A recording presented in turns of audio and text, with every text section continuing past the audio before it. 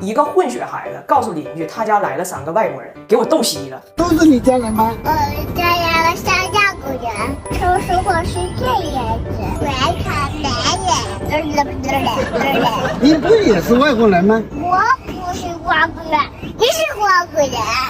你不是外国人吗？你生啥气呀，张大体？人家说的也没错。我不是外国人，你是外国人。You are half Canadian。你不要说话了。张大铁虽然不太适应家里来了外国人，但是他居然能成功的把外国人洗脑。跟你说一下这过程啊，我婆婆小姑子他们来，第一个事儿就是要看长城。他们来的头一天呢，我妈刚走，我妈不是有点烦温迪吗？就有点小心眼儿。然后知道他们要来看长城，我妈就告诉拿铁早达，你俩就教这仨女的唱一首歌，叫《亚洲雄风》，一定要在长城上给他老唱。然后从他们仨落地中国的这一秒，孩子们就开始了洗脑式教学。然后我们就上车了，幸亏咱开的是 IMV Plus 区，全家都能坐下，要不还得辆车。登上长城，早达让我给他姥录个视频。于是《亚洲雄风》这首经典名作，在中国的万里长城上被4个加拿大人嘹亮的高歌。我们亚洲山水更的头。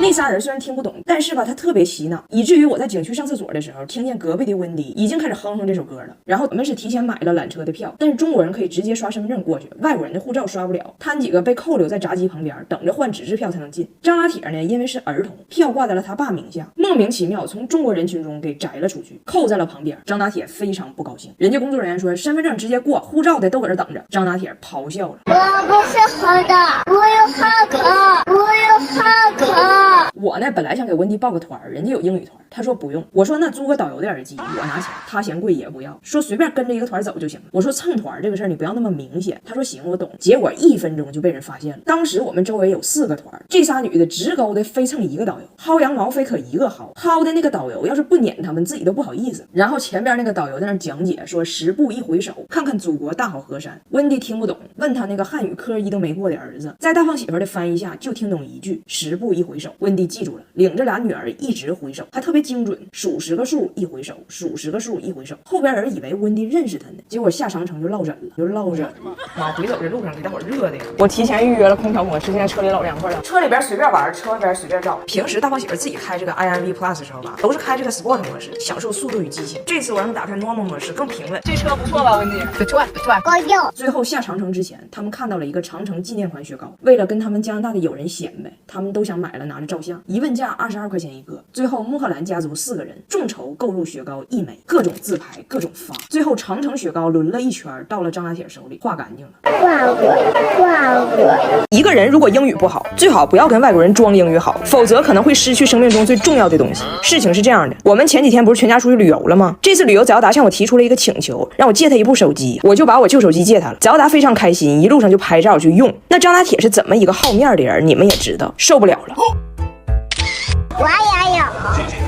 电话簿、工具箱。旅游的路上，老外就特别喜欢在车上拿手机放歌。早达现在有手机，人家也加入了。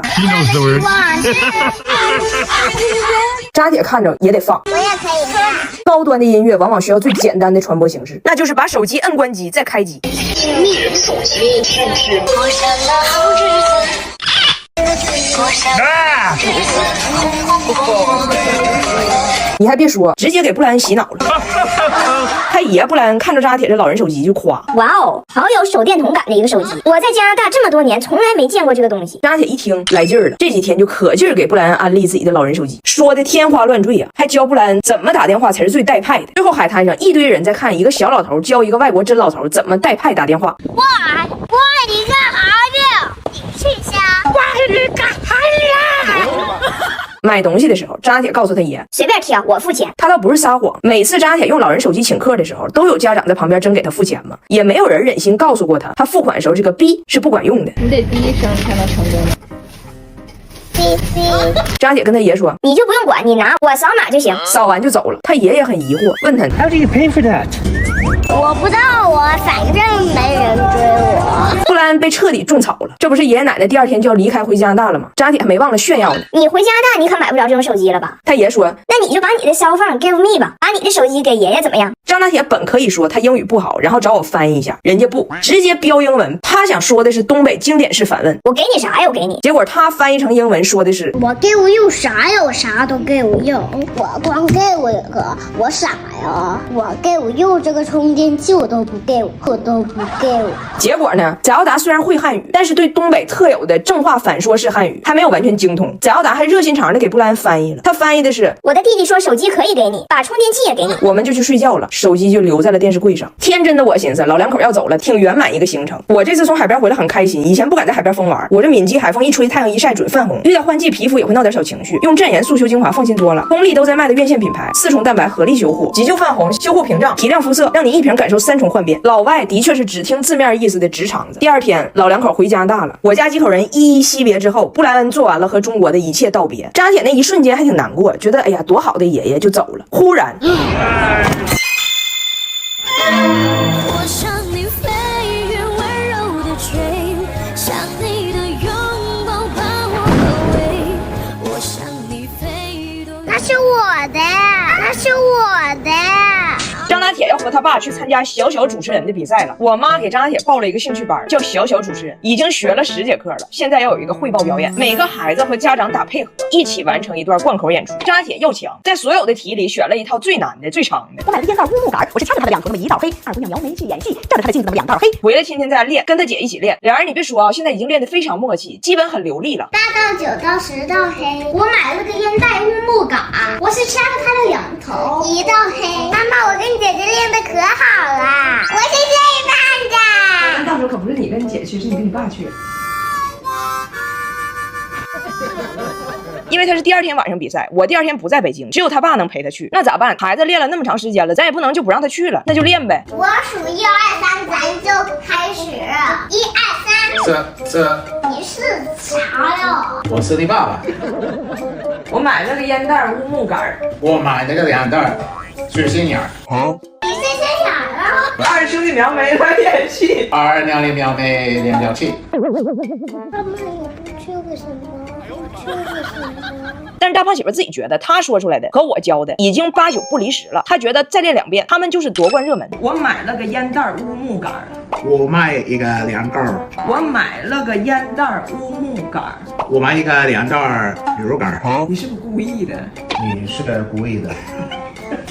1道黑2道黑3、4、5、6几道黑，买一个2袋乌木杆，2袋黑，二兄弟描眉2条气。到了比赛当天晚上，我以为张大铁这个脸是必丢无疑了，他只能面对这个现实。没想到他赛到临头依然没有放弃，他找他姐求他姐说：“姐，你能想到什么办法能让爸爸不跟我去吗？”他姐也是心疼他，找到了他爸的自行车锁，跟他爸说蹦床上的吊环松了，让他爸帮他们绑一下。于是就上演了一场请君入瓮，瓮中捉鳖的大戏。